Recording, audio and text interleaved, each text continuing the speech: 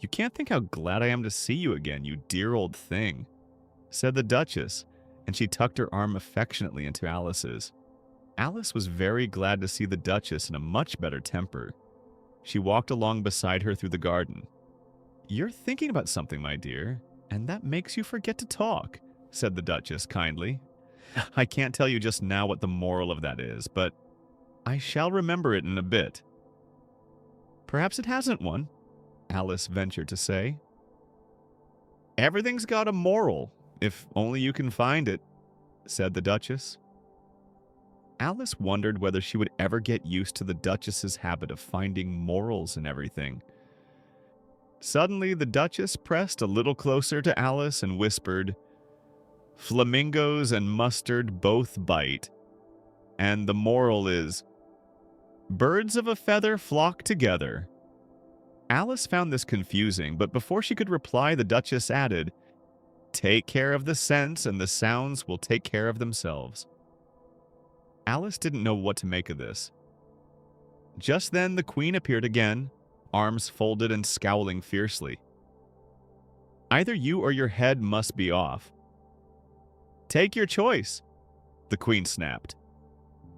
The Duchess vanished instantly. "I'll fetch the executioner myself," the Queen said. She grabbed Alice by the hand and led her away. They arrived at a small seaside cliff. "Mock Turtle," the Queen cried. Then the Queen added, "Go with the Griffin. He will introduce you." Alice turned to see a strange creature with the head and wings of an eagle and the body of a lion, the Griffin. Its eyes gleamed curiously. "Come on," said the Griffin. "No use staying with the Queen, she always shouts." It led Alice to the edge of the sea where the Mock Turtle was sitting by himself, looking very sad. "This here young lady," said the Griffon, "wants to know your history." The Mock Turtle sighed deeply and began, "Once I was a real turtle." He sobbed again. "When we were little," the Mock Turtle continued, "we went to school in the sea.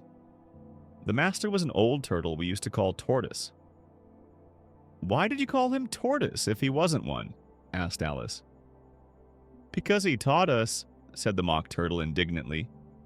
"Really, you are very dull." Alice felt too embarrassed to speak.